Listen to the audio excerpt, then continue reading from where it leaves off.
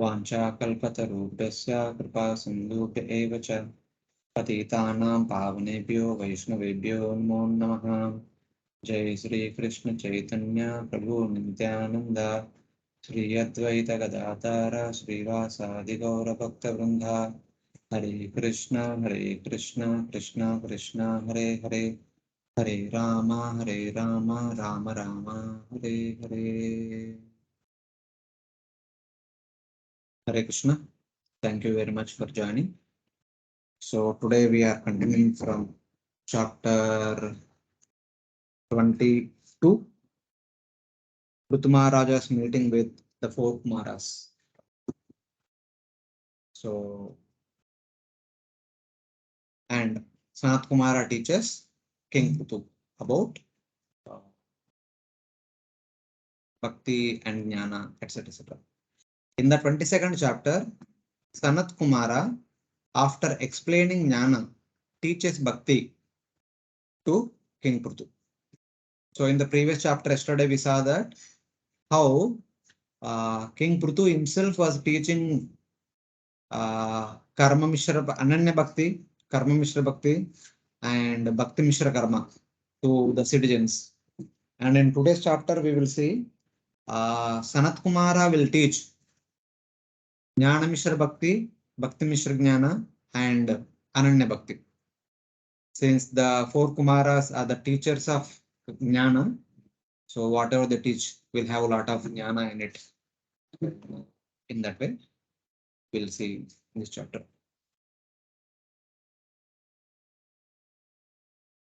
So there are 63 verses, big chapter. The four Kumaras arrive the same place where Prthu Maharaj was talking to all the assembled guests, assembled Devatas, Pitrus, and the citizens. And Prthu receives them and inquires from him about spiritual enlightenment. And Sanat Kumara, on behalf of four Kumaras, instruct him. And Prthu Maharaj expresses gratitude. Then the wonderful spiritual qualities and rule of Prthu Maharaj described at the end of the chapter. The next chapter talks about Prthu Maharaj will be taking to Vanaprastha or going to forest, performing austerities, and then going back home back to Godhead. So that's how the section of Prthu Maharaj will be completed by 23rd chapter. So the first few verses, Prthu Maharaja will receive, in the sense, all the assembly will receive the four Kumaras. Maitreya Uvacha Janeshu Pragrunastenam Prtula Vikramam Tatropajagmurmunayas Chatvara Suryavarchasa.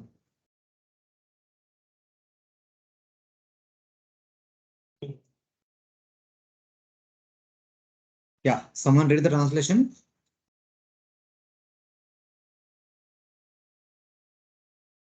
The great Saint Maitreya said, while the citizens were thus praying to the most powerful King Prthu, the poor Kumara, who was bright as the sun, arrived on the spot. So at the end of the previous chapter, all the assembled sages were glorifying King Prthu. My dear King, today we have understood what is the purpose of life. Like that, they were glorifying. By Supreme Lord's grace, you appeared. By following Bhakti, which you taught, we will attain Lord Mukunda. Thus, you are not different from Lord Mukunda. Something like that, they were glorifying. Suddenly, while the people were praising King Prthu, whose fame was widespread, the four sages, shining like the sun, arrived there. Surya Varchasa Tatra Upajagmuhu. So they are like very bright in their bodily effulgence. So they came suddenly they came there. Tamstu Siddheshwaran Raja Vyomno Vatarorchisa Avataratorchisa Lokan Apapan Kuravanam Sanugo Chester Lakshitan.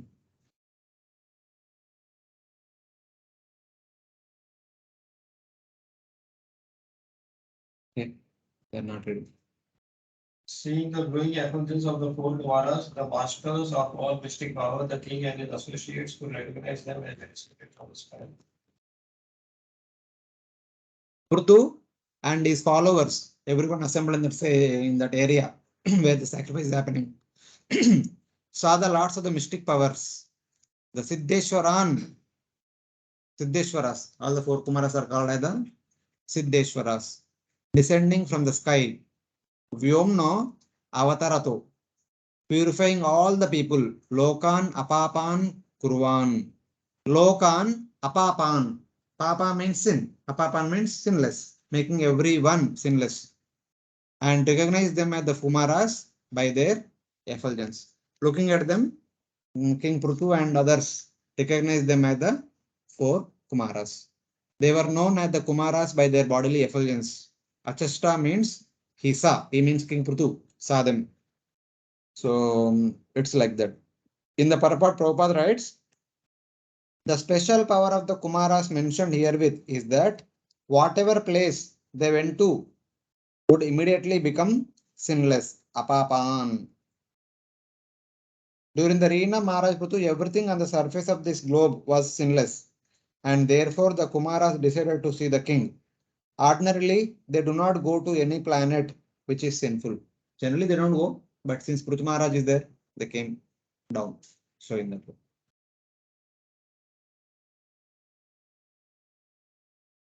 Taddarshanodgatan pranan pratyadishtur ivotita sa sadasyanugo vainya indriyesho gunaniva. Seeing the four Kumaras, Prthu Maharaj was greatly anxious to receive them. Therefore, the king with all his officers very hastily got up as anxiously as the conditions told. Sanson got immediately accepted into the board of utilization.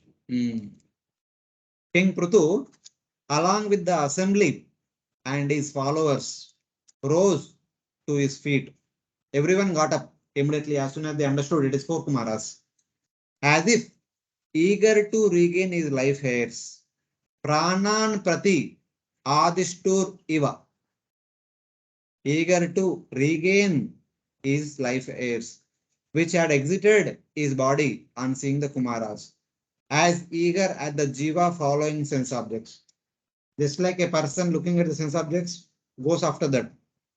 Similarly, as soon as the four Kumaras came, the life heirs of Prthu went after them, and Prthu Maharaj got up, like following after the life heirs in that way. An analogy is given to illustrate King Prthu standing up. King Prthu rose up as if to regain his life hairs, which had left his body on seeing the effulgence of the Kumaras. As soon as Prthu saw the Kumaras, his life hairs came out of his body and moving toward the four Kumaras, because they are so attractive. But in order to regain them, he also got up. This concept is mentioned in the Smriti. Smriti says, Urdhvam pranahi utkramanti yunaha stavira agate pati uttana abhivandabhyam punastan pratipadyata. It means when elders approach, when elders come to us, the life hairs of the young move upwards out of the body. When elderly people come to us, our life hairs will come out of our body to move toward them. By standing up in respect and greeting the elders, the life hairs return to the body. As soon as the elders come, the life hairs come out of the body. So the person immediately gets up in order to, of course, in order to receive that is there, in order to catch the life hairs which are going out of his body. So in that sense, otherwise he will die. So in that way. Thus, if one does not rise up when elders approach, one's lifespan decreases. King Prthu's eagerness is shown by an example.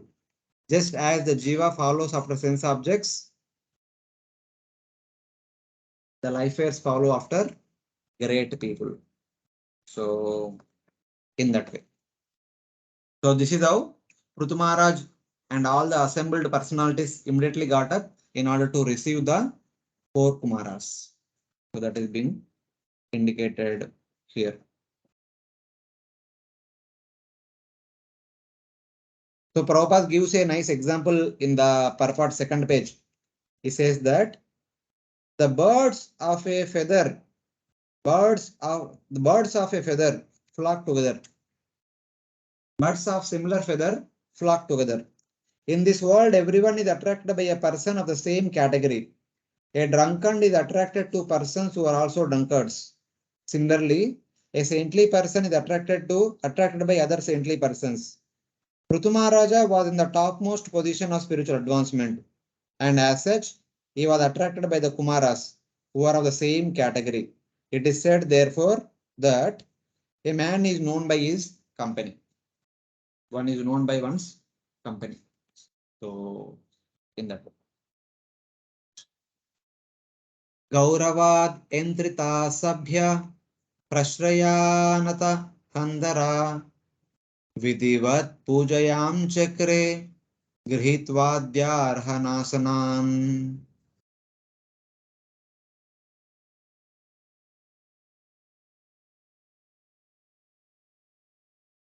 Yeah, please someone read.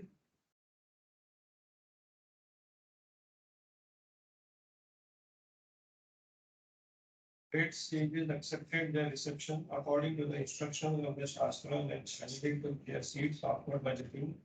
The king, influenced by the glories of the sages, immediately moved down. Thus, he worshipped the four Kumaras. How did he receive them? Under the control of the Kumaras' greatness, with shoulders lowered in humility, Prthu immediately worshipped them according to the scriptures by offering them items and seeds, etc. So Prthu Maharaj received them with complete humility. So in that way. So Prabhupada writes, Sakshat Haritvena Samasta Shastre. A spiritual master at the Parampara Acharya should be respected exactly like the Supreme Personality of Godhead. The word Vidhivat is significant in this verse. This means that Prthu Maharaj also strictly followed the injunctions of the Shastra in receiving a spiritual master or Acharya of the transcendental disciplic succession.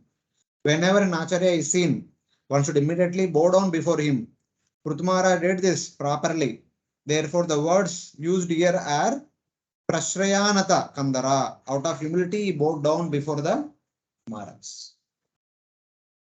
He performed the reception properly. Tatpaja Sausha Saliler Marjitalakapan Bandanam Tatra Shilavatam Vrittam Acharan Manayan Iva. After this, the king took the water which had washed the lotus feet of the Kumaras and sprinkled it over his head. By such respectful actions, the king, as an exemplary personality, showed how to receive a spiritually advanced personality. So, how did he receive them? That is the procedure is described here. He sprinkled on his head water that had washed their feet. He acted according to the conduct of the well-bred, as if teaching others. Shilavatam Vrittam Manayan Iva. He performed everything as if teaching others. So, taking that as a clue, Prabhupada writes about Chaitanya Charitamrita and about Chaitanya Mahaprabhu. Apanna Achari Prabhu Jiva Jivera Shikaya. So it is well known that when whatever Sri Chaitanya Mahaprabhu taught in his life as Acharya, he himself practiced. Apna Achari Prabhu Jivera Shikaya. When he was preaching as a devotee, although he was detected by several great personalities to be the incarnation of Krishna, he never agreed to be addressed as an incarnation. Even though one may be an incarnation of Krishna or especially empowered by him, he should not advertise that he is an incarnation. People will automatically accept the real truth in due course of time. Prthu Maharaj was the ideal Vaishnava king. Therefore, he taught others by his personal behavior how to receive and respect saintly persons like the Kumaras. When a saintly person comes to one's home, it is the Vedic custom first to wash his feet with water and then sprinkle this water over the heads of oneself and one's family members. Prthu Maharaj did this, for he was an exemplary teacher of the people in general. So in that way. So Prthu acted like the well-bred people, like gentlemen. Manan means announcing to others. Man means to know, so that everyone knows. In order to establish proper conduct of guest reception, Prthu did everything like that. Then what else he did? Atakashana asinan swadishneshu iva pavakan shraddha samyama samyukta prita praha bhavagraja.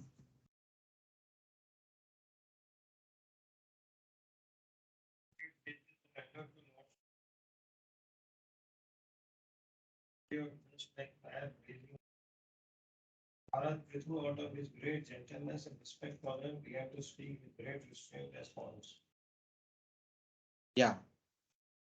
With respect and restraint and very pleased, Prthu then addressed the Kumaras, the elder brothers of Lord Shiva, because Kumaras appeared before Lord Shiva.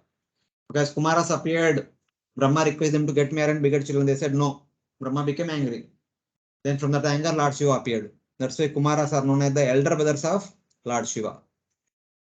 Praha Bhava Agraja, who sat on the seats made of gold and who resembled fires in sacrificial fire pits. They sat on the golden throne and they appeared like the fire in the sacrificial pit. So they appear to be like the fire in the sacrificial altar. This is the brightness of their spiritual strength. So in that way, they were elder brothers of Lord Shiva and thus to be respected. Their lifespan is also like that of Brahma. Yes, they'll remain like 5 years old children, and their service is to preach tapasya, vairagya, jnana, and yoga. All these 4 angas of Vidya. Aho acharitam kimme mangalam mangalayanam yasya vo darshanam yasit durdarshanam cha yogibe.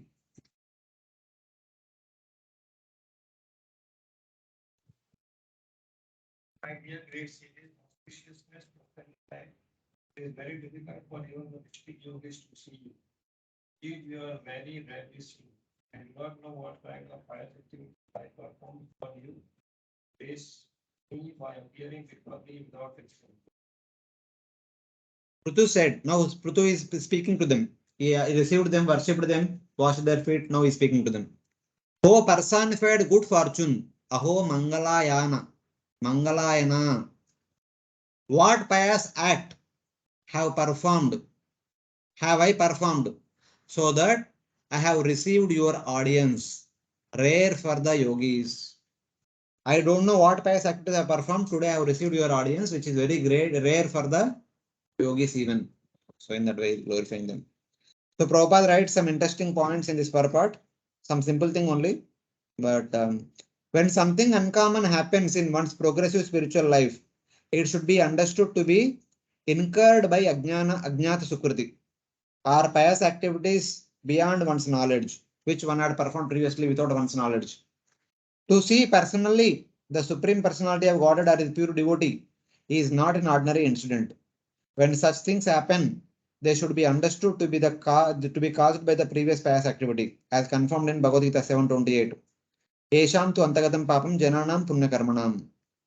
One who is completely freed from all resultant actions of sinful activities and who is absorbed only in pious activities can engage in devotional service. One who is completely freed from all resultant actions of sinful activities and who is absorbed in pious actions can engage in devotional service. Although Maharaj Prthu's life was full of pious activities, he was wondering how his audience with the Kumaras happened.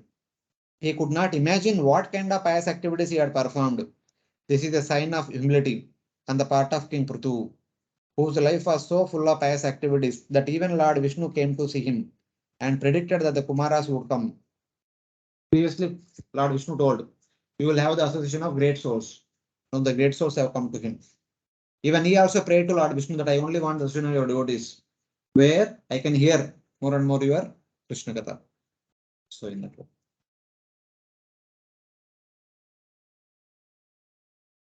Kim tasya durlabhataram yiha loke paratra cha yasya vipra prasidanti shivo vishnuscha sanuga.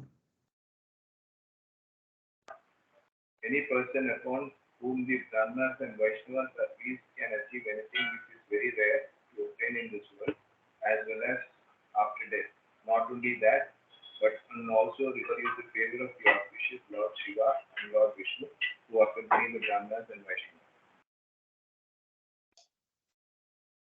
So here it says that what cannot be achieved, kim durlabhataram, in the world, in the world and the next, that means in this life and the next life, by a person who gains the grace of the Brahmanas and Vaishnavas, Lord Shiva and Lord Vishnu, along with their followers. Who gain the grace of the Brahmanas, Vaishnavas, Lord Shiva, Lord Vishnu, along with their followers. What cannot be achieved by such a person? So in that way, he is glorifying them. He is glorifying the Kumaras. So Prabhupada writes, the Brahmanas and Vaishnavas are bearers of Lord Vishnu, the all auspicious. The Lord in the heart of everyone, but the Vaishnavas and the Brahmanas actually perceive and see him always in ecstasy. Therefore, Brahmanas and Vaishnavas are carriers of Lord Vishnu. Wherever they go, Lord Vishnu, Lord Shiva, or the pure devotees, or the devotees of the Lord Vishnu are all carried. The four Kumaras are the Brahmanas, and they visited the place of Maharaj Prthu. Naturally, Lord Vishnu and his devotees were also present. And the circumstances, the conclusion is that when the Brahmanas and Vaishnavas are pleased with a person, the Lord is also pleased. Yasya prasadat bhagavat prasada. If the Supreme Personality of God is pleased, then one has nothing more to achieve, either in this world or after death. So, in that way. When the Brahmanas are pleased, the Supreme Lord is pleased. When the Lord is pleased, there is nothing to be gained in this world. In that way. नैव लक्ष्यते लोको नैव लक्ष्यते लोको लोकान् पर्यततोऽपि पयान् यथा सर्वदृशां सर्वा आत्मानं येस्य हेतवा.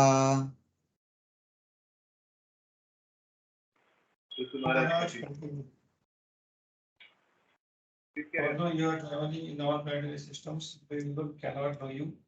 Just as they cannot know the super soul, although he is within everyone's heart as the witness of everything. Even Lord Brahma and Lord Shiva cannot understand the super soul. So, in general, people do not see you, though you travel in all the planets. Prthu is addressing the four Kumaras. Why people should see four Kumaras? They are great people. They'll be invisible always. They don't appear just like that. They cannot appear to the common people. As Prabhupada said that you did not see Narada Muni was there, Lord Shiva was there, this guy there, like that. So these are the great sages. Even though they are moving around, they are not seen by others. Otherwise, they'll come in disguise form. They don't reveal their original identity, just like that. That is like. People do not see you, though you travel in all planets, just as all people and even Brahma and other creators of the universe do not see Paramatma, the witness of all things. Just like Brahma and Devatas also do not see Lord Vishnu always. They have to go to Kshetrasagara, offer prayers. Sometimes Lord Vishnu appears, sometimes he does not appear, sometimes he only speaks. Brahma only hears, he does not even see. Similarly, we cannot see Paramatma. Similarly, people in general cannot see the great sages like four Kumaras. Ordinarily, they are not seen. This verse describes the difficulty in meeting the Kumaras. People do not see them, just as they do not see the super soul, who is the witness in everyone. What to speak of ordinary people? Even causes of the universe like Brahma and Marichi cannot see the super soul. So just like even great people cannot see super soul, always. Sometimes they may see, but always they don't see. Like that, the four Kumaras also cannot be seen by ordinary people. Generally. But now today they are seen. Because of Prthu Maharaj, they came down to give their orders to Prthu Maharaj. And because everyone surrendered to Prthu Maharaj, they are also able to see the four Kumaras by the boundless mercy of Prthu Maharaj. So Prabhupada writes at the end of the purport, one cannot see the Supreme Personality of Godhead or a Vaishnava with these material eyes. One has to purify one's senses and engage in the service of the Lord. Then gradually one can realize who is the Supreme Personality of Godhead and who is a Vaishnava. Atha Sri Krishna Namadi na bhavet grayam indriya sevan mugai jivado swayameva spuratiyada. By engaging in devotional activities, when one's senses are purified, then one will be able to see and appreciate a Vaishnava and the Supreme Lord. So in that way.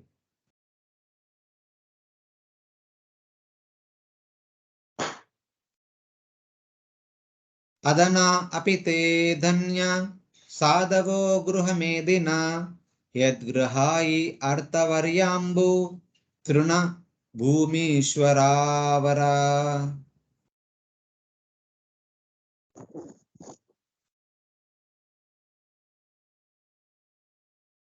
A person who is not very rich and is attached to family life becomes highly glorified when 20% are present in his home. The master and servants who are engaged in offering the exalted water, sitting place, and paraphernalia for reception are glorified, and the home itself is also glorified. So how a guest should be received? That is mentioned in this verse. It is said that poor but saintly householders. So financially one may be poor, but constitutionally one is saintly. Poor but saintly householders whose houses give worthy reception to devotees with water, grass mat, earth, husband, and family are fortunate. Ahoti Danya.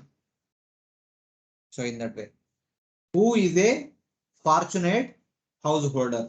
That is being indicated in this verse. Even though one may be pure, one may be poor, but saintly, sadhavo.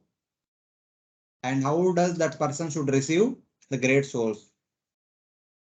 So that is indicated. They should offer at least water if food is not available. Since they are poor, they may not be able to serve food, but they can offer water. If water is also not available, they should offer grass mat to sit on. At least a grass mat should sit on. If that is also not available, they should clean the earth and offer that as a seat. They clean the floor and offer that as a seat. If that is also not available, then they offer themselves by saying kind words and folding their hands. If nothing available to offer someone, some guest, they should fold and proper namaskar and speak some nice words. If they cannot even do that, they should give their sons and wife who should offer respects on the ground with tears in their eyes. If one is not able to speak some words, just like Bhishma Dev when he was on the bed of the arrows, when everyone came, he could not lift the hand, he could not do anything.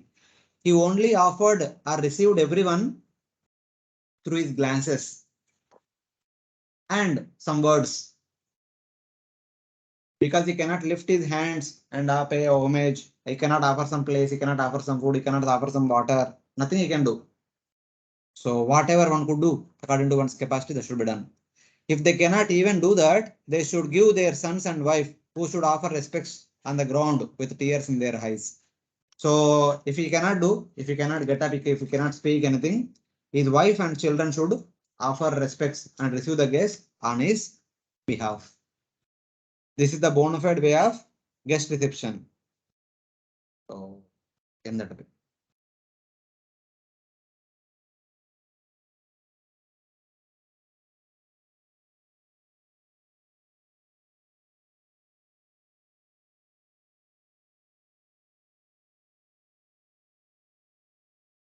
Vyalalaya druma vaite.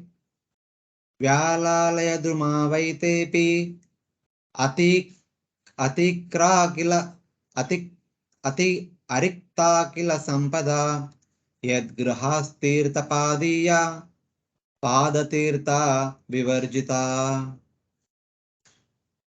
On the contrary, even though full of all opulences and material prosperity, any householder's house where the devotees of the Lord are never allowed to come in, and where there is no water for washing their feet, is to be considered a tree in which all the venomous serpents live. On the other hand, if a person, in spite of being wealthy, if they does not receive a guest, like as it is mentioned in the previous verse, so what will be their position? That is mentioned in this verse. The houses of those who have all wealth, but which are devoid of water for washing the feet of Vaishnavas, and which give shelter to sharp-tongued wives and sons. Instead of welcoming them with sweet words, if they simply criticize them, speak harsh words, the Yajaman and also their wife and children, that kind of house, the houses are like trees giving shelter to snakes. So, like that. Houses in which the sons and wife shower sharp words, criticism, like a snake's poison, are like trees, sandalwood trees, which are the home for snakes. The wealthy family is like the sandalwood tree. It is very rich. But if that is not engaged in service of the Vaishnavas, it will be like the home of the snakes, which hiss. Anyone comes close to that sandalwood tree, they simply hiss. And these people also simply criticize. No one out of fear touches even the shadows of such householders. Because the people, if they criticize the Brahmanas and Vaishnavas, and no Brahmana, no Vaishnava will come near to that side. They stay away for their benefit. So, in that way. Though they have abundant wealth, if their houses are devoid of water for washing the feet of Vaishnavas, their houses are like the trees where snakes reside. The house is like the sandalwood tree because it is a wealthy house, and the people in that house are like the snakes. So that is the comparison is given in this verse.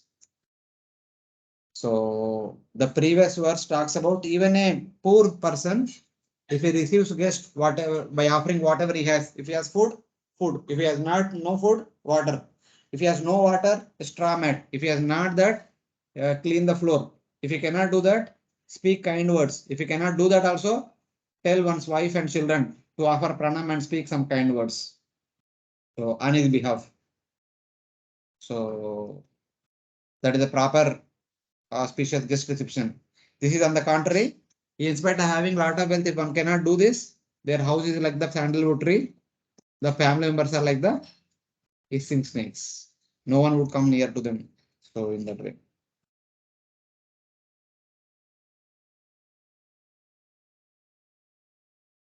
Swagatam vodija shreshta yadvrtani mumukshava charanti shraddaya dira balayeva bruhanti cha. Maharaj Prthu offered his welcome before Kumaras, addressing them as the best of Dharma. He welcomed them, saying, from the beginning of your birth, you strictly observe the vows of celibacy, and although you are experienced in the path of liberation, you are keeping yourself just like small children. Welcome to you, Swagatam, O Dvijashrestha. You are the best of the Brahmanas. Because desiring liberation, you have undergone brahmachari vows for the entire life with complete faith, Shraddhaya Charanti. And though you are boys, you have achieved liberation. Welcome unto you.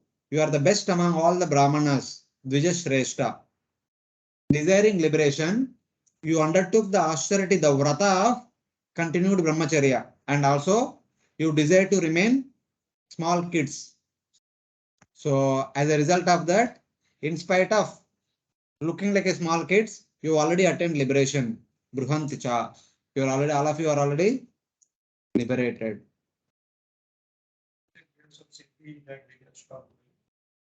Obviously, no, they are not ordinary people. They are, in one sense, they are direct sons of Brahma. The second sense, they are actually avatars of the Supreme Lord. First, can't you remember? Among the avatars, four Kumaras also is one of the avatara. They are Shakti Avish avatar of the Supreme Lord. They have Jnana Shakti. They are endowed with Jnana Shakti. They can. So, in that way. So, Prabhupada writes at the end of the purport, Vaishnava Jati Buddhi. No one should consider a Vaishnava in terms of birth. The Vaishnava is always the best of the Brahmanas, and as such, one should offer all respects to a Vaishnava, not only as a Brahmana, but as the best of the Brahmanas. A Vaishnava should be given all respects in that way. So that's what here Prthu is saying. You are the best of the Brahmanas because desiring liberation, you underwent vows of brahmacharya with complete faith, and being just boys, you have achieved liberation. You did not undergo the difficulties of brahmacharya and the practice. You did undergo the difficulties of brahmacharya and the practices for gaining liberation. You already underwent a lot of austerities. So you are worthy of worship. So like that, King Prthu glorifying the wonderful activities of the four Kumaras.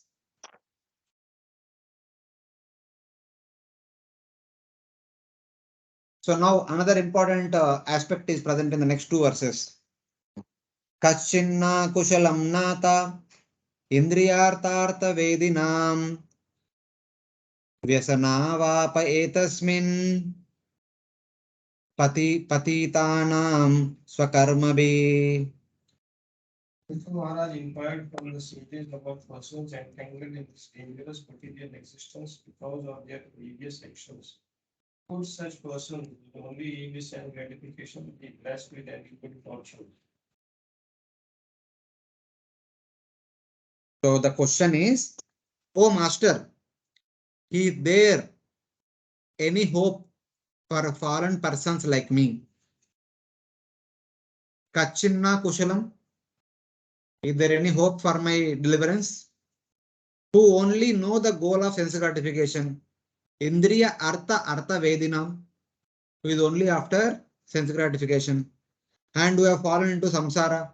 Swakarma, by one's own activities, one is bound in the samsara, which produces only suffering. Is there any hope for fallen persons like us who only know the goal of sense gratification and who have fallen in samsara, which only produces continued suffering? So Prthu Maharaj is inquiring from the four Kumaras, please help us or please deliver us from this entanglement of samsara or miserable existence. So in that way, is there hope for us who only know the goal of happiness for sense objects, who have fallen in samsara, which gives rise to continued suffering? So in that way.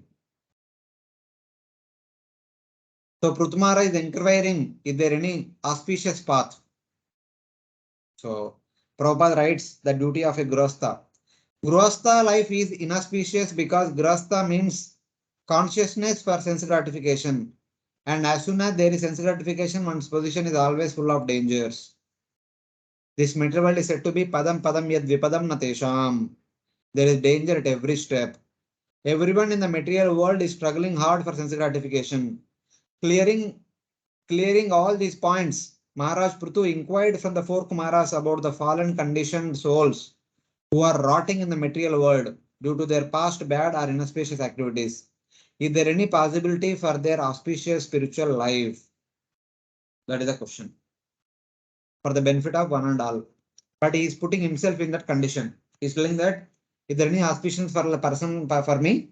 who is attracted to sense gratification and bound by samsara and then always experiencing misery only. So like that. Bhavastu kushala prashna atma rameshu neshyate kushala kushala yatra nasanti mativruttaya. Kumaras continues.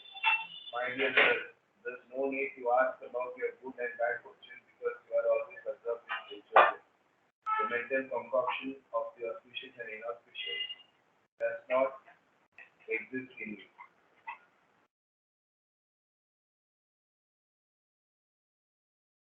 Yeah. Here Prthu is saying that there is no need to ask about your welfare. Bhavastu kushala prashna. Generally, when some guest comes to our home, we immediately inquire about their well-being. But Prthu says that there is no need to ask about your welfare. Since you are enjoying in the self, Atma Rameshu, and never think about good and bad, Kushala and Akushala. You people are already Atma Ramas. There is no need to ask about your welfare. So, like that, Prthu is saying. So, because since directly Prthu asked in the previous word that is there any hope for a person like me who is attracted to sense gratification, bound by Maya, and then experiencing misery? So, somebody might, one should ask about the guest, how the guest is feeling. One should ask about how are you. But instead, Prthu says that no, that is not necessary for them. Though one must ask about the welfare of the guests, however, it is improper to ask about your welfare. I will ask about my own welfare. Because asking about the welfare of personality like Prthu, sir, like four Kumaras, is meaningless. The four Kumaras are already transcendentally situated. So there is no need to ask about their welfare. We should ask about our welfare. We should ask about the means of our deliverance from such kind of people. Instead of wasting time asking about well-being and all these things. So in that way.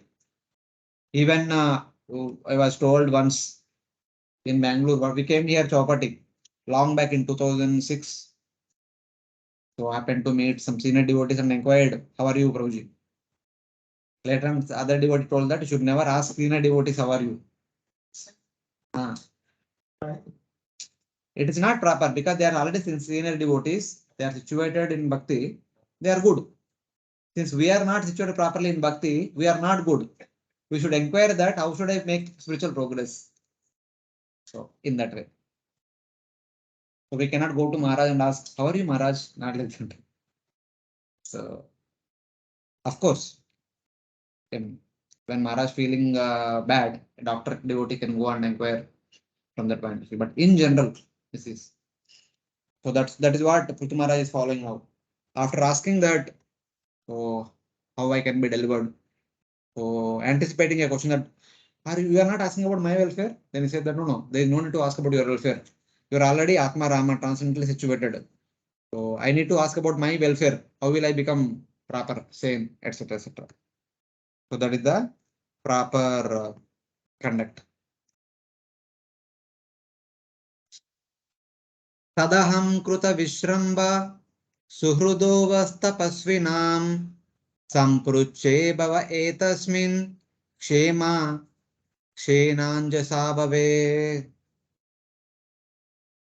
Assured that personalities like you are the only kinds of person who are breathing in the fire of material existence. I therefore ask you how in this material world we can very soon achieve the ultimate goal of life.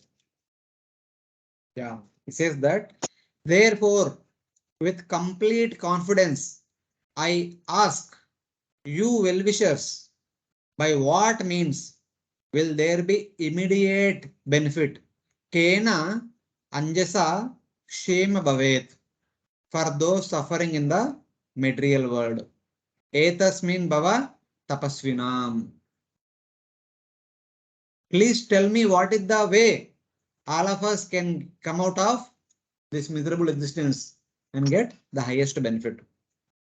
So that is the inquiry which Prthu Maharaj again asking unto the four Kumaras, not only for the benefit of himself, for the benefit of the people in general. Because in the previous chapter, all he was talking about the people only, about the well-being of the people, All of you can be benefited if you practice bhakti. He did not say that directly. Instead, he said that if you all you practice bhakti, I will be delivered. So now he's asking that how can I be delivered? Not for himself, he's already delivered. He's Lord himself, but for the benefit of the people assembled in that assembly, and for all of us who will read this section later on in the future. So in that way. And this will be the last word spoken by Prthu. He says that Vyaktam Atmavatam Atma Bhagavan Atma Bhavana Swanam Anugrahaye Mam Siddharupi Charantaja.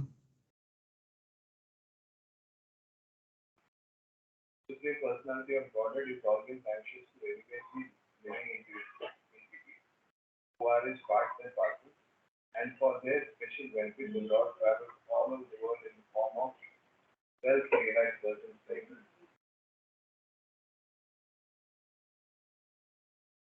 So here it is said that it is clear that the unborn Supreme Lord Aja Bhagavan, who reveals himself to the world, who is the object of affection for the devotees, moves about the universe in a spiritual form to show mercy to his devotees. Swanam Anugrahaya.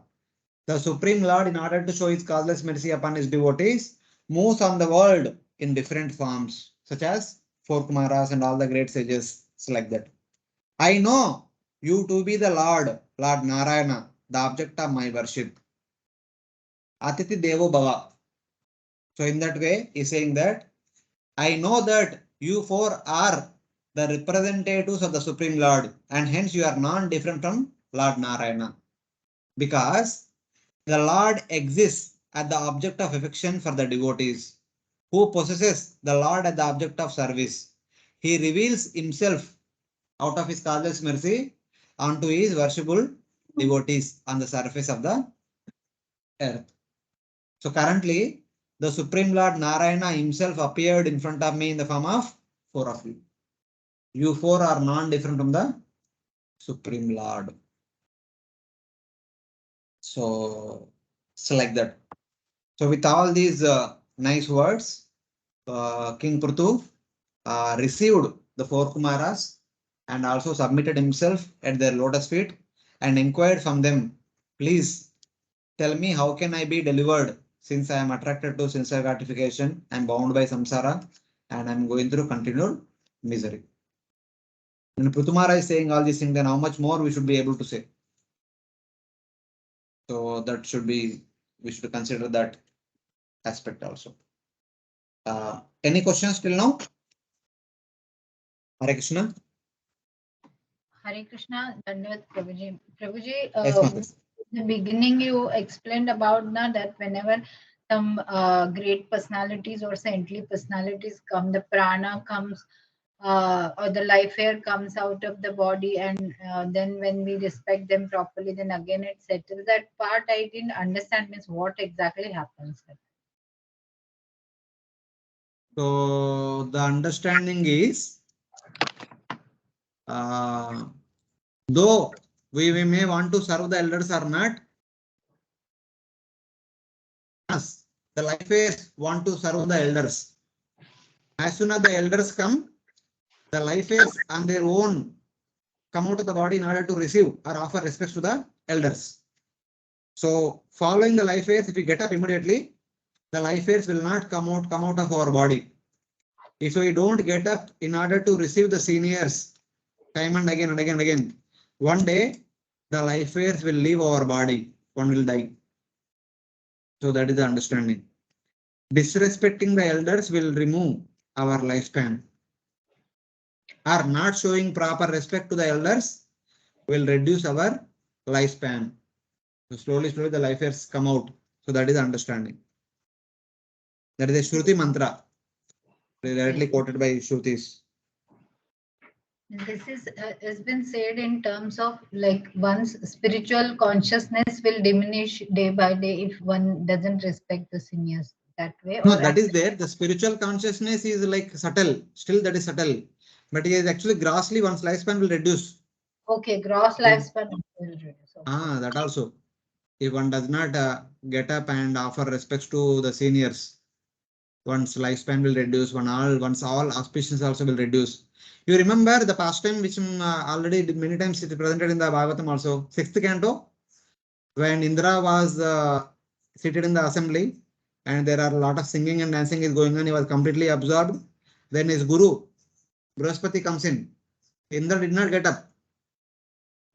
So Brihaspati thought, you are puffed up by your opulences. See, very soon you will lose everything. The Brihaspati disappeared from there. He went out and disappeared. So Indra lost all his opulences. So like that. Okay, understood. Thank you. Any other devotee? Any questions? No, Prabhuji, it's fine. Prabhuji, I have a question. Yeah, please, Prabhu. Does it also mean, say for example, Your voice is not clear, Prabhuji. Can you adjust your voice? how is it now? Okay. Is it any better? Little better. One sec. Maybe I think I'm connected to the. Is it okay now, Prabhuji? Now it is perfect. Oh, okay, thank you. So I'm saying that is it only in terms of the age or even seniority is what we are looking at, positions, etc. Say, for example, in the corporate world, when we see a chairman or a director or somebody like that, so we generally get up from the seat. We might be older than them in terms of age. So how Yes, is Prabhuji, it? in all aspects. In even here, if you see from the looking point of view, Prthu Maharaj is elder, and 4 Kumaras are like 5-year-old boys only, small kids. Yeah. External point of view, they are small kids. But in all respects, either with age or with knowledge or with position, power, so offering respect is recommended. All right. Thanks, Hare Krishna.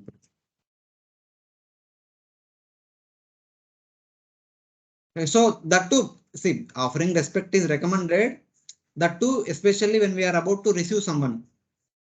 Somebody is coming to us and we should receive them properly. So that is the intention. Otherwise, in the corporate world, you are busy in your work and somebody suddenly passing by, you don't see them. So it is not considered a breach of conduct. So when it is expected, then it should be offered. Otherwise, it is not. So in that. Understood. Prtostasuktamakarnya saram sushtumitam madhu Smayamana iva pritya Kumara Pratyuvachaha. The great sage Maitreya continued, thus Sanat Kumara, the best of the celibates, after hearing the speech of Prthu Maharaj, which was meaningful, appropriate, full of precise words, and very sweet to hear, smiled with full satisfaction and began to speak as follows. So, since Prthu Maharaja kind of welcomed with his sweet words, the different attributes of the speech are described in this verse. Hearing the words of Prthu, which are logical, Saram means which are logical and full of meaning, which are not just okay for the sake of speaking, not like that. Deep in meaning, Sushtu, they are very deep in meaning. Concise, Mitam, he did not speak so many hundreds of words. He simply spoke few words. So even a poor person can receive the guest with whatever humble means he have. And even a person with wealth, if he does not receive, his house is like that of a sandalwood tree filled with a lot of snakes. And then he said, instead of asking for the well-being of people in general, he said, please, is there any hope for me? Since I am so much attracted to sense gratification, bound in samsara and continuously going through misery. And somebody may say that, why are you not asking about the welfare of the guest who had come? So there is no need to ask about the welfare of the Atma Ramas. They are already experiencing Atma Brahman bliss of transcendental bliss. So asking them about their welfare is a foolish mockery, mocking oneself only. So instead, one should ask about one's own well-being. In the sense, how one should become proper from such kind of great souls. So finally, again, he said that, please guide us how to deliver ourselves from the material existence. So it is very small speech and he included everything which is required. That's why all these alterations are mentioned. It is concise. It is mitabashi. It did not speak a lot. It is madhu. It is very sweet to hear. The Kumaras with joyful faces, smayamanan iva, answered with affection. Pritya prati uvachaha. With complete pleasure, the Kumaras began to respond to the inquiries of Prthu Maharaj. The words were logical, deep in meaning, concise, and sweet. They had joyful faces. The Kumaras had joyful faces. So Prabhupada says that a speech should be composed of selected words, very sweet to hear and appropriate to the situation. Such speech is called meaningful. All these good qualities are present in King Prthu Mara's speech because he is a perfect devotee. Yasyasi bhaktir bhagavati akinchana sarvai gunes tatra samasase sura. When a person becomes devotee, all good qualities manifest in that person. So like that it is indicated. Starting from verse number 18 all the way up to 40 is a long discussion. Sanat Kumara speaks. And just like yesterday, we discussed more about karma. Today, in this section, there is a lot of discussion about jnana. So that everything is taken care. Previously, when Prthu offered prayers unto Lord Vishnu, there was a lot of bhakti. And when Prthu was speaking to people, a lot of karma was there. Now the four Kumaras are speaking to Prthu, a lot of jnana will be there. So all things are kind of accommodated in this section. Sanat Kumara uvacha sadhu prustam maharaja sarvabhuta hitatmana bhavata vidusha chapi sadhu nam matiridrishi.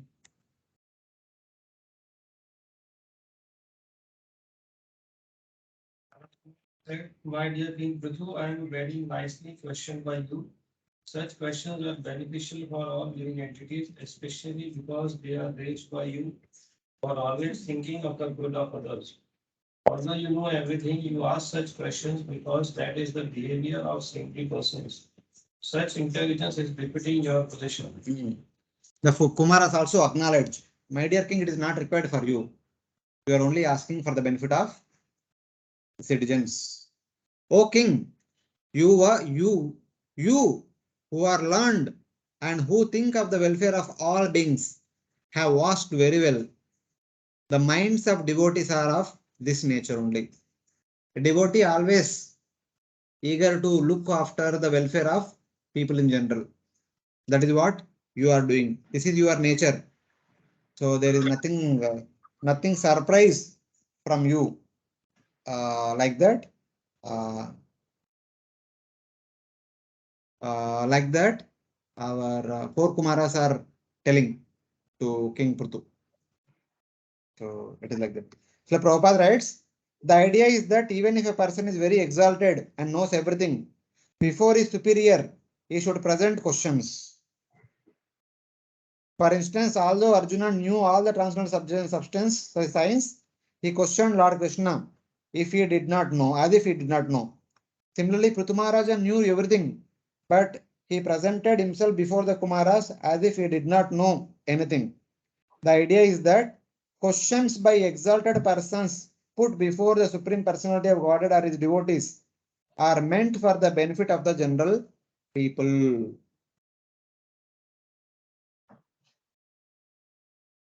So it's like that. In order to benefit the people in general, they inquire such kind of questions from the transcendental personalities. So like that. And now they glorify Prthu. After glorifying Prthu's questions, now they glorify Prthu. Sangama kalu sadhunam ubayesham cha sammata yes sambhashana samprashna sarvesham vitanotusam. When there is a congregation of devotees, their discussions, questions, and answers become conclusive to both the speaker and the audience. Thus, such a meeting is beneficial for everyone's real happiness. Yeah. The assembly of devotees, Sadhunam Sangama.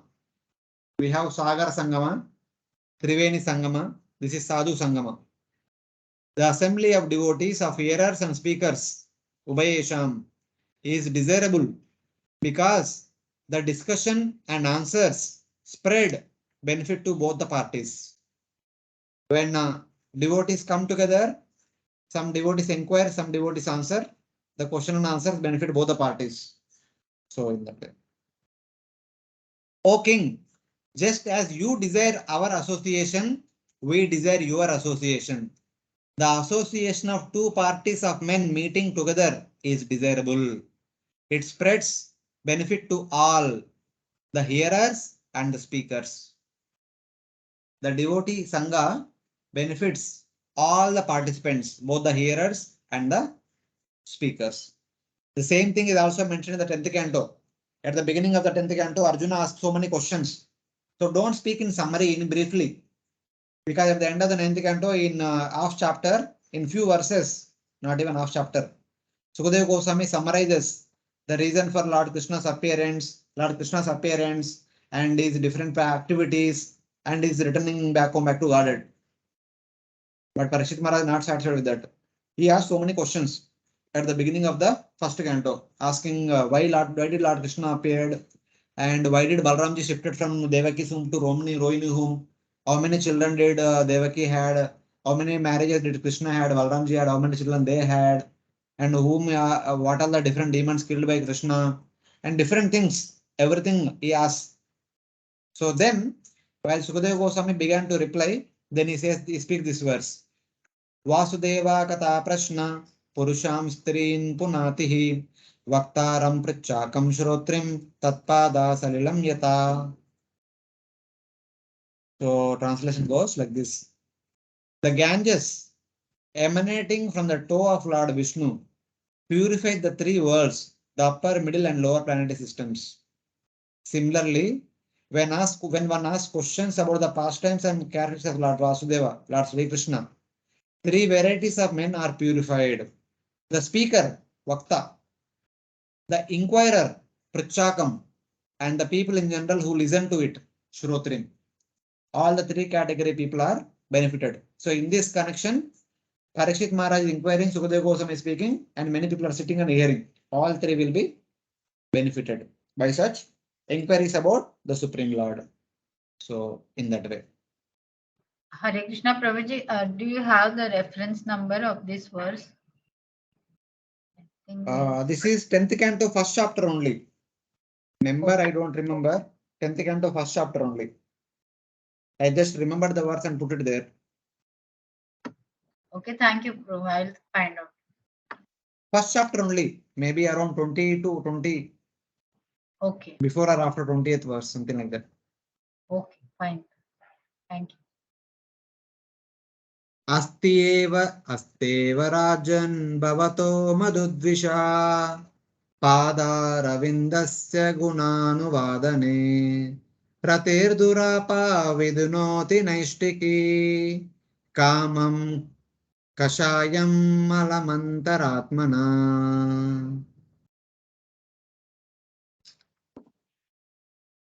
Sanat Kumara continued, My dear king, you already have an inclination to glorify the lotus feet of the Supreme Personality of Godhead. Such attachment is very difficult to achieve. But when one has attained such unflinching faith in the Lord, it automatically cleanses lusty desires from the core of the heart. Yeah. What is the benefit of hearing Krishna Katha in the midst of a Sadhunam Sangama? O king, you have rare fixed attachment to discussing about the qualities of the lotus feet of the Lord that washes away the contamination of lust within the mind. Durapa Naishtiki Rati. So the Kumaras are glorifying Prthu Maharaj. My dear king, you have the rare desire, which is very rare, which no one has. Because Prthu said previously, Karnayutam Eshame Varan. My dear Lord, please do not give me the blessing of liberation. I just want thousands of millions of years by which I want to hear Krishna Katha simultaneously from many devotees who are speaking at different places. Now they are glorifying that aspect of Prthu Maharaj. O king, you have the rare fixed attachment to discussing about the qualities of the lotus feet of the Supreme Lord. Madhudvisha Padara Vindasya Guna Anuvadane. You have intense attachment for hearing and discussing Krishna Katha. That is a rare quality can be seen in the people. So that kind of desire to hear and discuss Krishna Katha washes away. Vidunoti. Dunoti means washing. Vidunoti means Vishesha Rupena Dunoti. Complete washing. The contamination of lust. Kamam Kashayam Malam. Within the mind. Antaratmana. So the contaminations are stored in mind, intelligence, ahankara and chetana. All that is completely washed away. That's why we recite every day. Cheto Darpana Marjanam Bhavamaha Davagni Nirvarpanam. Shreya Kairava Chandrika Vitaram. So Vidyavadu Jivanam. It's like that. So by hearing and chanting, the first thing is the Cheto Darpana Marjanam. The contamination in the mirror of the heart are removed. Then there is Shriya Kairavaka Chandrika Vitaranam. There is the manifestation of auspicious in the life of a devotee. Then there is Vidya Vadu Jivanam. One will get the Vadu of Vidya. One will get the realization or revelation of Lord's transcendental knowledge. That is Vidya Vadu. So in that way, these are the step-by-step progressive stages of Bhakti. You ask what is beneficial for yourself, but you already have what is most beneficial. Fixed attachment to the Lord. You are asking, please tell me, is there any hope for me? But you already are great devotee. Lust is like a mineral dye, which cannot be removed generally. The anarthas are like the mineral dye, kashaya. Once it sticks onto the shirt, it will not come out. But attachment to the chanting of Lord's qualities removes the dye also completely. So even some color which is like the dye which cannot be taken out, that also can be taken out when there is a symptoms of attachment to Lord's wonderful quality. Chanting the Lord's qualities. Matlab, hearing and chanting. When these two are there, everything comes out. Since you have that attachment, contamination is impossible in you. Though you said that you are sinfully attached, you are attached to sense gratification. But according to us, you don't have such kind of traces in you, since you are very much attached to Lord's lotus feet. So they are glorifying King Prthu in response in return. Srila Prabhupada quotes the verse from third canto. Tatam prasanga mamavirya samvido bhavanti hritkarna rasayana kata tadjoshunad ashu apavarga vartmini shraddha ratir bhaktir anukramishati. It is only in the association of great devotees the Lord's pastimes will be revealed. Then there will be the manifestation of Lord's pastimes. As a result of that, there is ruchi, nishta, ruchi, asakti, bhava, prema. Step by step, all the progressive stages of bhakti will manifest with the thorough purification of the heart. So in that way. So Prabhupada gives another example also. Just as silver becomes shining by being polished, the heart of a materialistic person cleansed of dusty desires by the good association of devotees. Actually, the living being has no connection with this material enjoyment nor with lusty desires. He is simply imagining or dreaming while asleep. But by the association of pure devotees, he is awakened, and immediately the spirit soul is situated in his own glory by understanding his constitutional position as the eternal servant of the Supreme Lord. In other words, the process of hearing and chanting about the glories of the Lord is the only means to clarify the heart of material contaminations. So like that. So this is how the process of bhakti works, and that is already there with you. And though you say that you have contamination, but we don't accept that. You are already pure at heart. Like that, the Kumaras are glorifying Prthu Maharaj. So then they further continue. Shasreshu yan eva sunichito nranam kshemasya sadrug vimrute vimrusheshu hetu asanga atma vyatirikta atmani dridaratir brahmani nirgune chaya.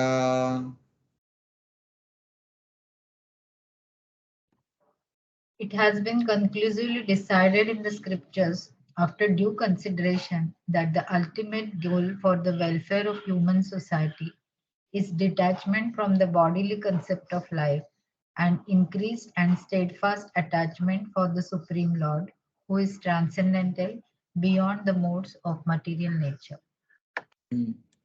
Before talking their own opinion, they have stated the opinion of the Shastra. So Shastra says, it is determined in the scriptures. Shastreshu yan eva sunichita.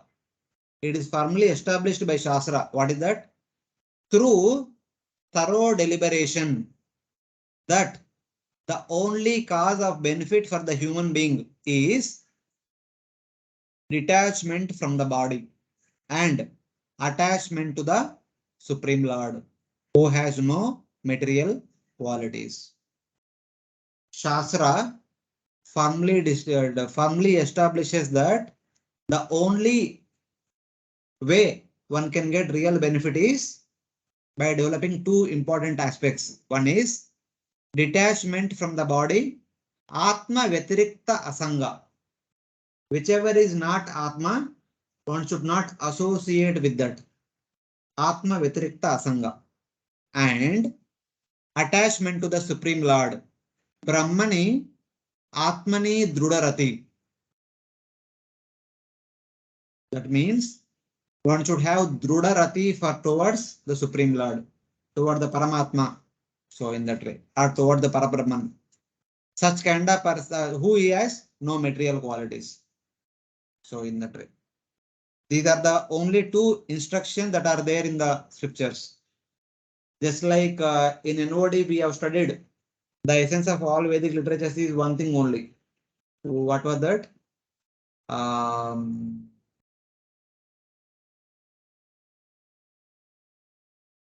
Smartavya Satam Vishnu Vismartavya Na Jatuchit. Sarva Vidhi Nishedasur Yetayor Eva Kinkara. Smartavya Satam Vishnu. Always remember Vishnu and never forget Vishnu. And all other rules and regulations of the Vedic literatures are the servants of these two instructions only. So in that way. Therefore, I must answer your question. Here the cause of benefit. Many scriptures have been reviewed so that there can be no opposition to the final conclusion. Scriptures not thoroughly examined will be opposed by someone or other. Those people who have not read all the scriptures thoroughly, they come up with different variety of arguments. But those people who have read all the scriptures and come to a conclusion, they will give one conclusion. That is this one. Ya Neva means the final conclusion has been definitely researched, definitely reached, and one need not again review many scriptures for this purpose. Ya Neva, this is the final conclusion of the scripture. So what is that? Asanga means detachment and Drudarati means firm attachment. Detachment from the matter, firm attachment to the Supreme Lord. So what is the benefit one gets by doing this? Either merging in Brahman or developing Shantarati or Prema according to one's qualification. Merging into Brahman or neutrality, that is Shantarati, or the seva opportunity in loving affection. So in that way, one of the three are the benefits for a person who follows this particular instruction. So in that way. Any questions till now?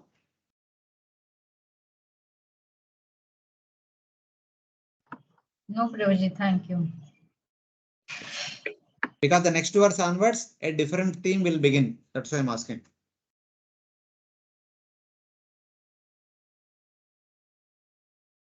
So now, starting from verse number 22, they are going to speak their own opinion.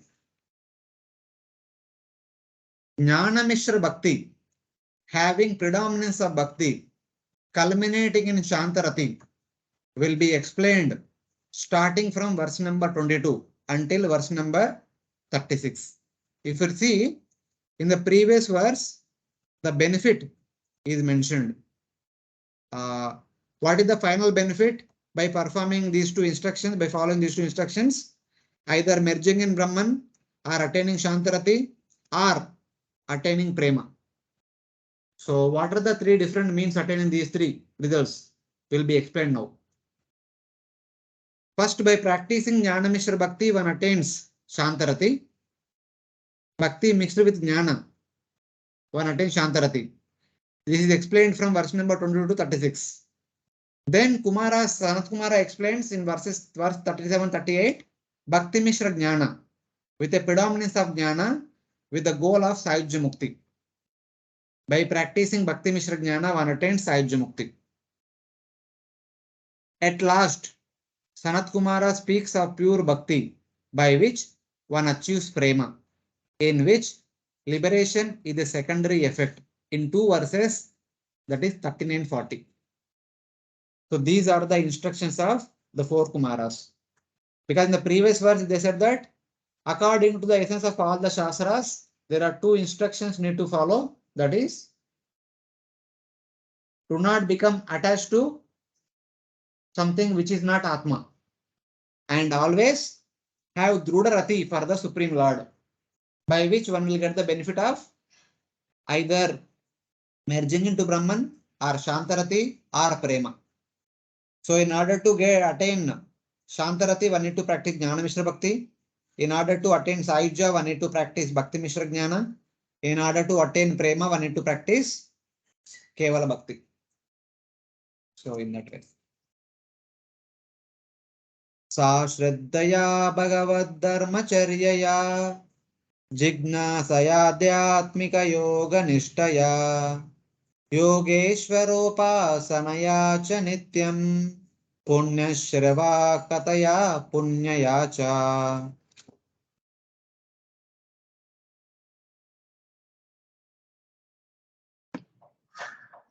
Attachment for the Supreme can be increased by practicing devotional service, inquiring about the Supreme Personality of Godhead, applying Bhakti Yoga in life, worshipping the Yogeshwara, the Supreme Personality of Godhead, and by hearing and chanting about the glories of the Supreme Personality of Godhead. These actions are pious in themselves. So what are the different sadhana activities of a Jnana Mishra Bhakta, the practitioner of Jnana Mishra Bhakti? How does a person perform their sadhana? So these are all different things of their sadhana. The first thing is attachment for the Lord takes place by faith. One need to have faith, Shraddha, and the process one is following. By being inquisitive about the process of Bhakti, Jignasa Bhagavad Dharmacharya.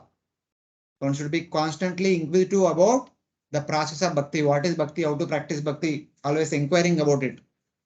By steadiness in Atma Yoga, Adhyatmika Yoga Nishtaya. Every day one should inquire about what is Atma, how to develop realization of Atma. By the worship of the great yogis, Yogeshwara Upasanaya, by serving the great souls. And by pure discussions about the Lord, Punyashrava Kataya Punyayacha, on a daily basis, Nityam. Regularly doing all these wonderful, pious, auspicious activities will result in attachment to the Supreme Lord. Drudharati will take place. One becomes free from Atma Vetirikta Asanga and Brahmani Atmani Drudharati. These two things will take place when one does all these wonderful things. 4 verses speak about the prominence of bhakti first. The sentence continues for 4 verses, 20 to 25. Rati appears by pure discussions about the Supreme Lord. Attachment for the Supreme Lord appears when we hear more and more about the Supreme Lord. And also, there is an indication about Yogeshwara Upasanaya. So, taking that into consideration, Prabhupada writes, Naisha Matitava Durukramangrim Sparshanti Anartha Upagamo Yadartha Mahiyasham Pada Rajobhishekam Nishkinchananamna Vrinita Yavat. Till the time we do not take the dust of great souls, we will not develop attachment to Supreme Lord. Dust of great souls means hearing from them and following their footsteps and serving them. So that is the meaning of dust. Till the time we don't receive that, we will not get attachment to the Supreme Lord. How do we get that? Esham tu antagatam papam jananam punyakarmanam te dandamoha nirmukta bhajanti mam drudavrata. So we should be freed from all the sinful activities and perform more and more pious activities. Then we will get that attachment to serve the Supreme Lord by the mercy of a great devotee. So like that, all these different points which Prabhupada mentions in the purport. It is only by the mercy of a spiritual master one gets the understanding of what to do, what not to do, what bhakti is all about. That is the importance of spiritual master. That's why it is mentioned Yogeshwara Upasanaya, worship of the great yogis are the spiritual master. That is very important aspect in one's spiritual progress. Artendriyaramasa atrishnaya tassammatanam aparigrahena cha viviktarucha paritosha atmani vina harer guna piyusha pana.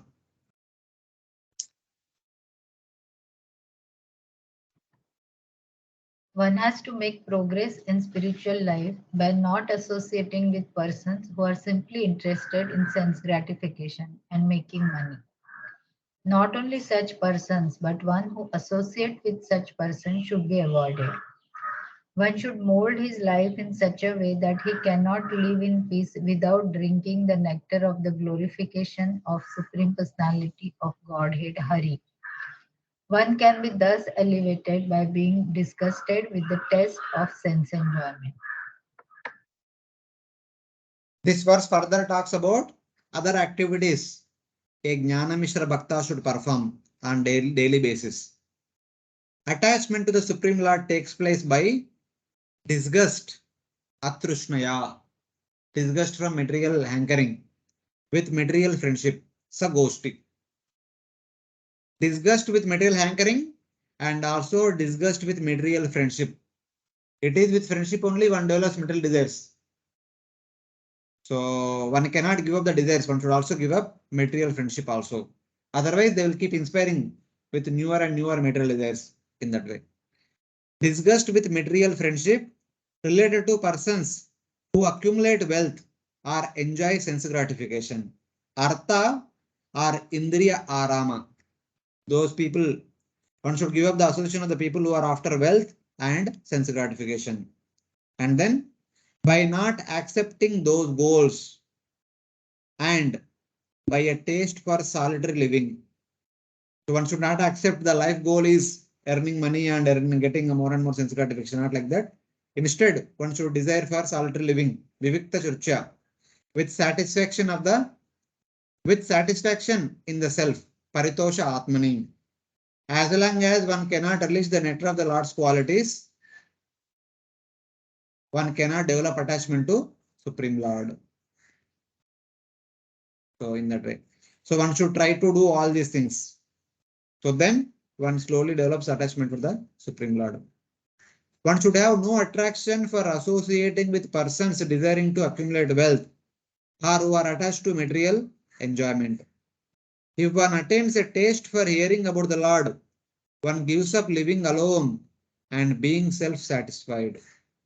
So till the time one gets a taste for hearing Krishna Katha, till then one should stay away from the materialistic friendship and try to stay aloof from them, not to be with them.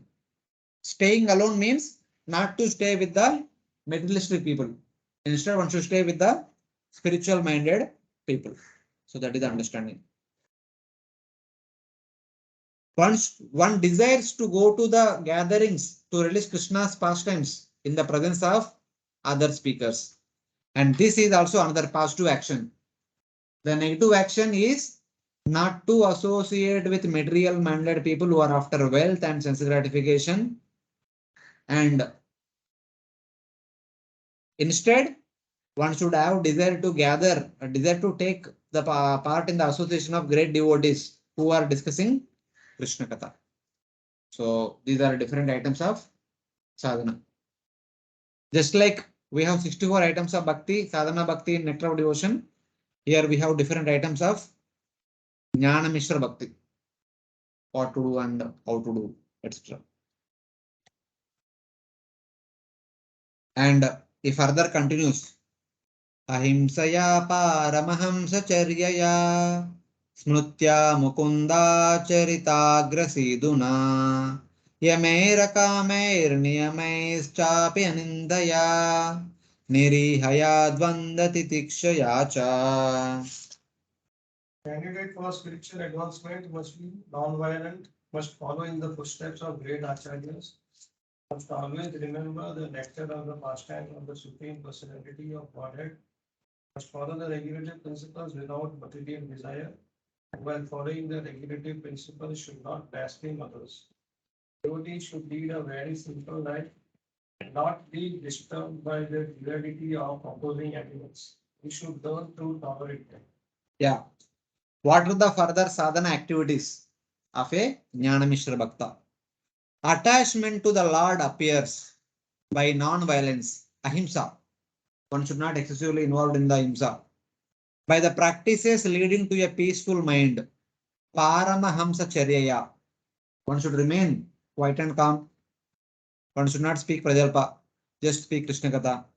By tasting the sweetness of the excellent pastimes of the Supreme Lord, Mukunda Acharita Agriya. That means either one should hear or discuss Krishna Katha only, not other things of the material world. By practicing Yama and Niyama with no material desires. That means practicing so many rules and regulations according to scriptures without any material desires. By not criticizing others, Anindaya. This is also important. One should not engage in the criticism of other people. And by living simply and by tolerating dualities. By living simply means simply living, highly thinking. Nirihaya. Without so many material ambitions. So from the material world point of view, one should live just to maintain one's own body and soul together. So like that. Simply living means that kind of living. And by tolerating the dualities. Dvanda titikshaya. Because the material world is a place known as Dukkhalayam. So one should tolerate the miseries offered by the material world. So when one follows all these things, attachment to the Lord takes place. Rati appears by practices leading to peace and by relishing the sweet, excellent pastimes of the Lord according to the conduct instructed by the spiritual masters, Guru. It's like that. Simple, straightforward instructions. What to do, what not to do. And Srila Prabhupada explains each and every point elaborately in the purport. Then at the end, the final sadhana items, he says that Harer Muhustat Parakarana Pura Guna Bidanena Vijrumba Manaya Bhaktyaya Sangha Sadasati Anatmani Sannirgune Brahmani Chanda Sarati. The devotee should gradually increase the culture of devotional service by constant hearing of the transcendental qualities of the Supreme Personality of Godhead. These pastimes are like ornamental decorations on the ears of a devotee.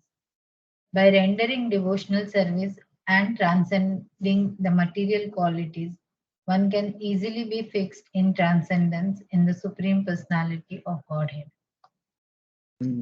Says that attachment to the Lord who has no material qualities, and detachment from the good and bad of the material world. Sad, asati, anatmani, asanga.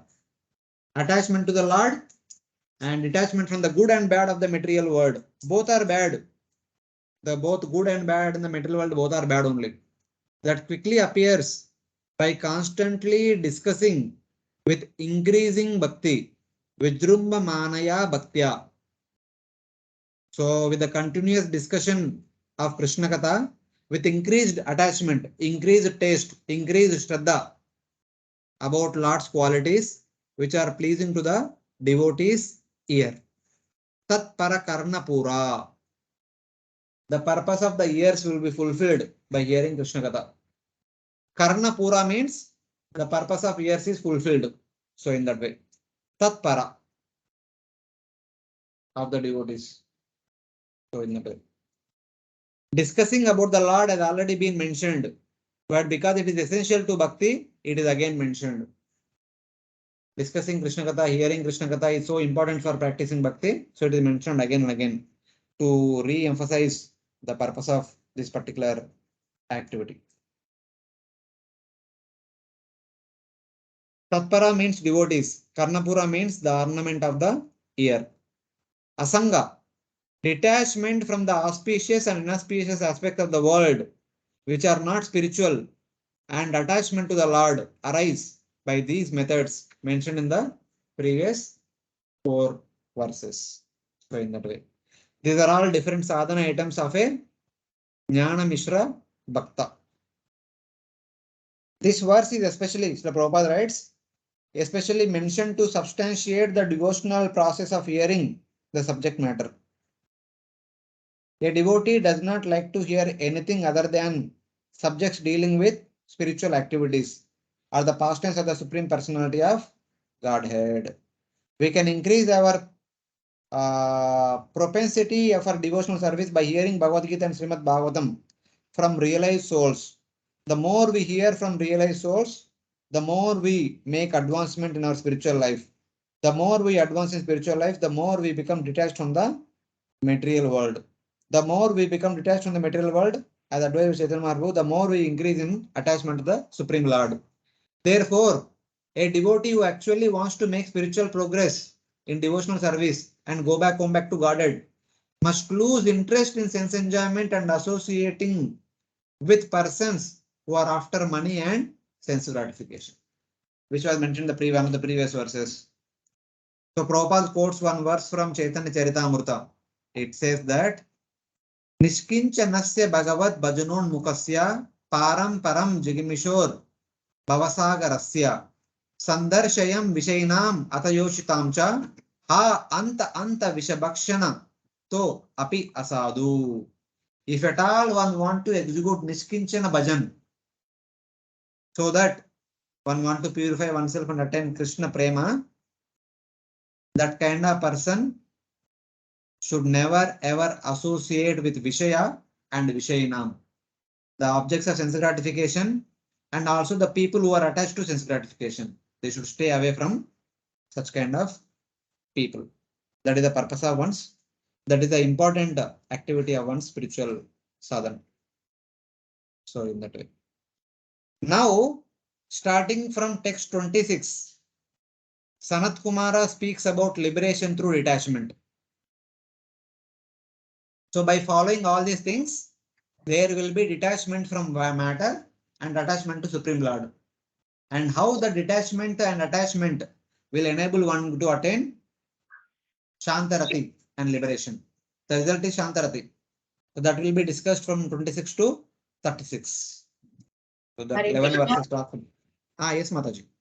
Prabhuji, this detachment or keeping away from the people who are uh, either in the material life or those who get involved with people who are materially inclined, this we should stay away, means devotee should stay away from that. This is at a mental level has been talked now, I think, because otherwise for the grihasthas it will be very impractical to follow this instruction, because So my little understanding is do the needful.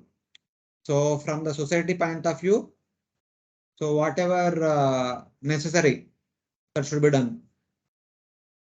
So in Yeah, that way. at least mentally one should be detached. Even though sometimes Yes. physically one may have to, like in the office or something like that, but mentally Basically, one should not be inspired by their ideology.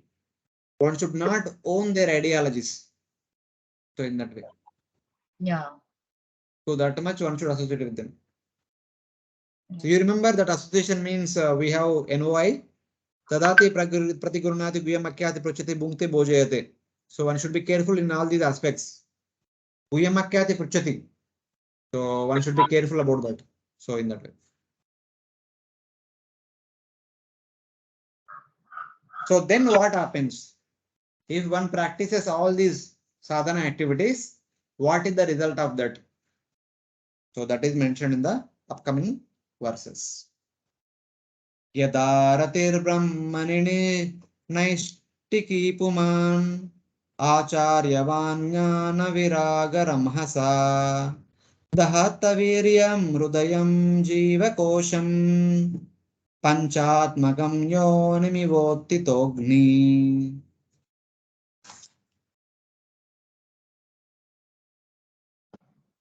Upon becoming fixed in his attachment to the Supreme Personality of Godhead, by the grace of the spiritual master and by awakening knowledge and detachment, the living entity situated within the heart of the body and covered by the five elements burns up his material surroundings exactly as fire arising from wood burns the wood itself. So what is the result of such practice is mentioned here. When fixed attachment rati to the Lord appears, a person with devotion to Guru burns up the powerless subtle body made of ahankara, basically made up of manbuddhi, ahankara, chetana, with its five kleshas, which cover the jiva by means of the power of knowledge and detachment, arising from that attachment to the Supreme Lord. Just as fire arising from wood burns the wood. That means by engaging one's mind, intelligence, and ahankara in all the above mentioned services, eventually there appears detachment from the matter or the materialistic people, attachment to the spirit or the spiritual people or the Supreme Lord, and that detachment and attachment will eventually burn away the subtle body, which was actually the means of getting that detachment and attachment. So in that way, just like two wooden blocks are used, by rubbing them, there comes the fire, and that fire burns away that wood. Same way.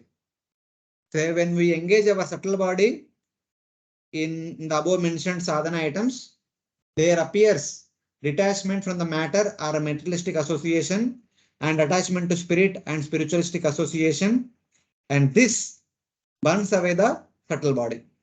Burning away subtle body means one attains liberation, shantarati. So that is understanding.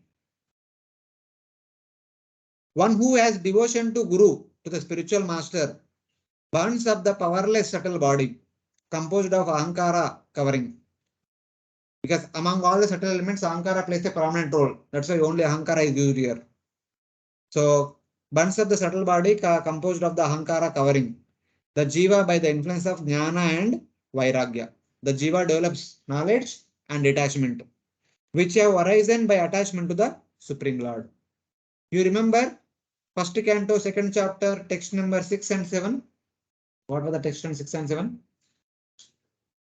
उसके पहले श्लोक सवै पुंसाम पूरा. ये तो भक्ति का पक्ष है. So the paro dharma for the living entity is sadhana bhakti, which brings one to prema bhakti platform. So how does one come to prema bhakti platform? Vasudeve Bhagavati Bhakti Yoga Prayojita. When one engages in Bhakti Yoga onto Supreme Lord, that will lead to prema bhakti. And also, by the way, it also comes Janayati Ashu Vairagyam Jnanancha Edhayetukam. One, develop the knowledge of the Supreme Lord about Lord's Nama, Rupa, Gunalila, and also detachment from the material world. So these two are associated factors along with Krishna Prema. So that is what mentioned here. So attachment to Lord will bring forth Jnana and Vairagya. That subtle body is composed of the five kleshas. What are the five kleshas? Ignorance, ego, attachment, hatred, and absorption. Avidya, Asmita, Raga, Dvesha, Abhinivesha. These are the five kleshas of the subtle body, or especially the Ankara. All these five will be destroyed. Just as fire arises from the kindling stick, eventually that fire burns the stick. So, attachment for the Lord, which arises in the material subtle body, including intelligence and senses, burns up the subtle body. So, in that way, when we engage our subtle body in devotional service, it produces prema bhakti and also jnana and vairagya. And this prema bhakti, jnana and vairagya, three put together, burn away the subtle body itself. जो भी है, burning away, or example given here is when the fire comes out of the kindling stick, it burns away the stick only. So burning away, we can take the middle, the subtle body will be destroyed in that sense. One burns up subtle body by attachment to the Lord, just as one burns up wood by fire. So like that. So this is the result of practicing the sadhana mentioned in verse number 22, 23, 24, 25. So like that. And then what happens? With the burning of subtle body, what happens? Like that. Dagdashayo mukta samasta tadguno naivatmano bairantar vichaste paratmanoryad vyavadanam purustat swapne yata purushas tadvinashe. When a person becomes devoid of all material desires and liberated from all material qualities, it transcends distinction between actions executed externally and internally. At that time, the difference between the soul and the super soul, which was existing before self-realization, is annihilated. When a dream is over, there is no longer a distinction between the dream and the dreamer.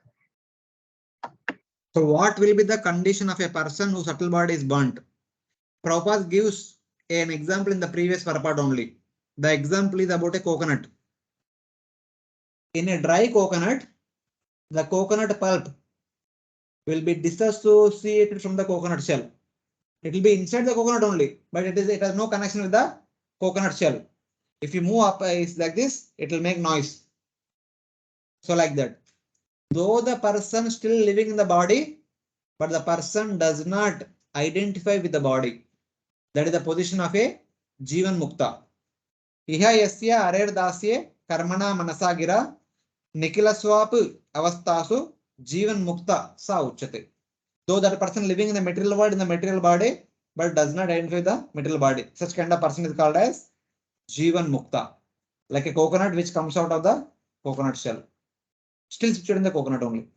So like that. That is the state of a person whose subtle body is burnt. That is mentioned in the current verse. When the subtle body has been destroyed along with all its effects, one no longer sees external sense objects. One no longer sees the external sense objects. Till now, one senses might be attracted to sense objects, but now one senses are not at all attracted to material sense objects, and one no longer sees internal disturbances. There are no internal disturbances, no agitation, no trishna. That you remember? What is the verse number? What is the verse? 1854. Brahma Bhuta. Then na sochati na kankshati. He no longer sees external sense objects. Na kankshati. And there are no internal disturbances. Na sochati. So that is the state of Brahma Bhuta platform. Or the obstacles to seeing Paramatma that previously existed are completely removed. Till now, he was not able to see Paramatma regularly. But now, once the subtle body is burnt, he'll be able to see the Paramatma face to face. Just as on waking up, a person no longer sees objects experienced in his dream. In the dream, one is looking at the different objects in front of him. But when he comes out of the dream, none of the dream objects will disturb him. He is not at all worried about the dream objects. Now he sees the world in which he is living properly. So after the subtle body burns, the Atma can see the Paramatma Pratyaksha Rupena directly in front of him. So that is the result of burning away the subtle body. When the subtle body has been destroyed, the person who is freed from all its effects, such as identifying himself as the doer, no longer sees the sense objects for pleasure, for the self or lamentation, illusion, and other internal effects. There will be no material identity and there are no lamentation, illusion, and other internal effects. Shoka Moha Bhaya does not exist in this person. He no longer sees the obstacles between the Paramatma and Atma that previously existed. That means now we will get to see the Paramatma directly and uninterruptedly.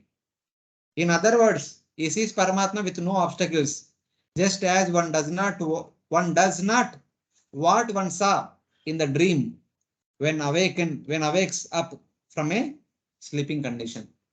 That means what he was seeing in the dream, he will no more see all those things. Now he will have clear vision. He is not at all disturbed by the dream objects. In the dream, he might be seeing a tiger or a lion, or he might be falling from a mountain cliff. He was always in fear condition. But now, as soon as he comes out of the dream, there is no tiger, there is no mountain, there is nothing. He is peaceful. So, like that.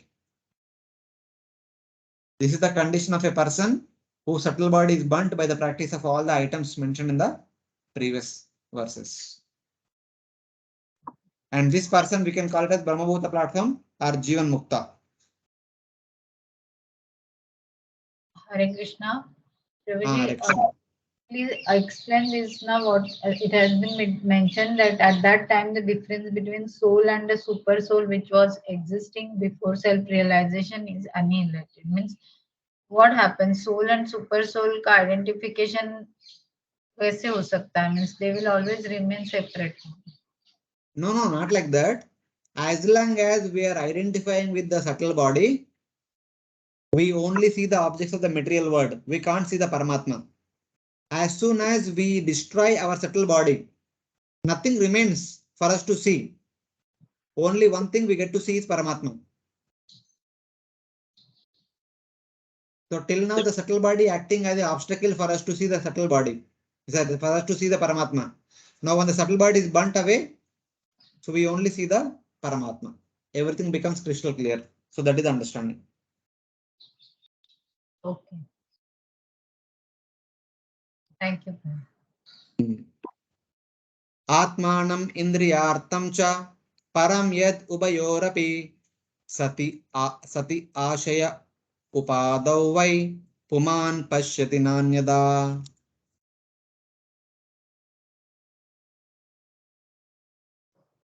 When the soul exists for sense gratification, he creates different desires, and for that reason, he becomes subjected to designations. But when one is in the transcendental position, he is no longer interested in anything except fulfilling the desires of the Lord.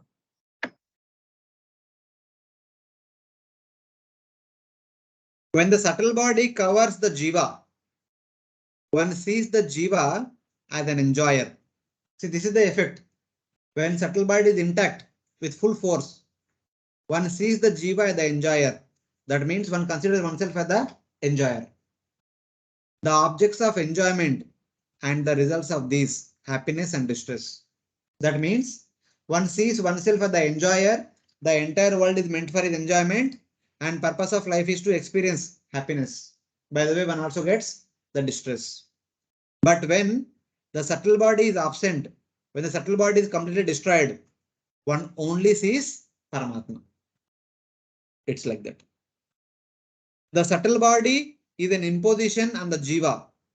That is the obstacle mentioned in the previous verse. When the subtle body exists, one sees that subtle body, and when that subtle body is absent, one only sees Paramatma. That is explained in the current verse. So when we are situated covered by subtle body, we see ourselves as the doer and enjoyer, and we see the entire world as the object of enjoyment.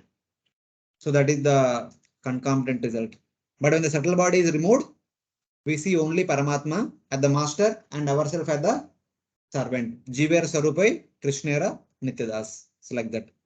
When the subtle body is an obstruction, one sees the jiva covered by the subtle body as an enjoyer and also sees the objects of enjoyment and experiences happiness and distress arising from that conception, the doership mentality and enjoyership mentality. If the subtle body is absent, then one only sees Paramatma alone and experiences the bliss of being in the association of Paramatma. That is the result of the subtle body being burnt away by the practice of Jnana Mishra Bhakti. So it is like that. At least here the discussion is very simple. Later on, in chapter 29, Narada Muni speaks the same topic to Prachina Barhi. It was too technical there. So Bhagavatam is training us slowly, adding that information so that we can get ready for chapter 29. So in that way. So we'll stop here with verse number 28 and we'll continue with verse number 29 about the further teachings of the four Kumaras. So any questions before stopping? Hare Krishna. Prabhuji, yesterday you had mentioned that you can ask tomorrow. So there was Yes. yeah, there were two things regarding the meanings of the words, na Prabhuji. Just I'll tell you. In the chapter 21, verse number 2 and 3, like Tokmai has been given in the book, it is given as minerals, and in the notes it is given as green barley. Same way like Pugapota, that is also here it is said by collection of young animals and by processions of elephants, while in the notes it mentions that young betel trees. So I don't know, because yes, I know that in Sanskrit there are many meanings of same word. So is it that or something else? Like I was confused. It's okay. In general, how the reception is done, all the things are included. Like when Lord Krishna entered into Dwaraka, also all those things are mentioned. Here also all those things are mentioned. I also did not compare all those things. So we just followed. Third verse says that the city was decorated everywhere with banana stalks, including their fruits and flowers, with young betel trees and with strings of young leaves. So basically, everything that is newly blossomed should be kept in front of the house when there is auspicious ceremony, when we are welcoming somebody who is superior to us, somebody who is special. So in that way. So that is the understanding. Even the citizens and pure young girls decorated with bright earrings approached Prthu with lamps and many auspicious articles. So in order to receive the Supreme Lord, the small girls are kept in the front and they received Prthu first. So in that way. Yeah, okay. And they were holding the lamps and auspicious articles in their hand. Basically the Aarti plate consisting of a lamp and many other auspicious items. So there, it's okay. I mean, some details difference here and there, but it's okay, it's because all there meant to was a receive. lot of difference between the meaning. Now that is why I was confused. It's okay. And one more thing was, Yoji, that like it is mentioned that Lord appeared as a Karnodakshayi Vishnu in front of Prithu Maharaj. And previously, we had also learned about Lord appeared as Prushni Garbha in front of Dhruva Maharaj. So whether I just Okay. out of curiosity means that whether it is any particular thing that in what form Lord will appear in front of any devotee, or something has been mentioned in the scriptures, or just it is his wish, like whenever he wants. No idea, Mataji. I don't know. If there is any cross reference for the same, we can But consider I it. think in front of Kardama also, I don't remember exactly which form. There also it was mentioned something. So But there are unlimited forms of Lord Vishnu. yeah. It all depends on with what mode the devotee worships. Accordingly, the Lord reciprocates. So in that way. Okay. Yeah. Okay. Thank you. Hare Krishna. Hare Krishna. Any other devotees have any question?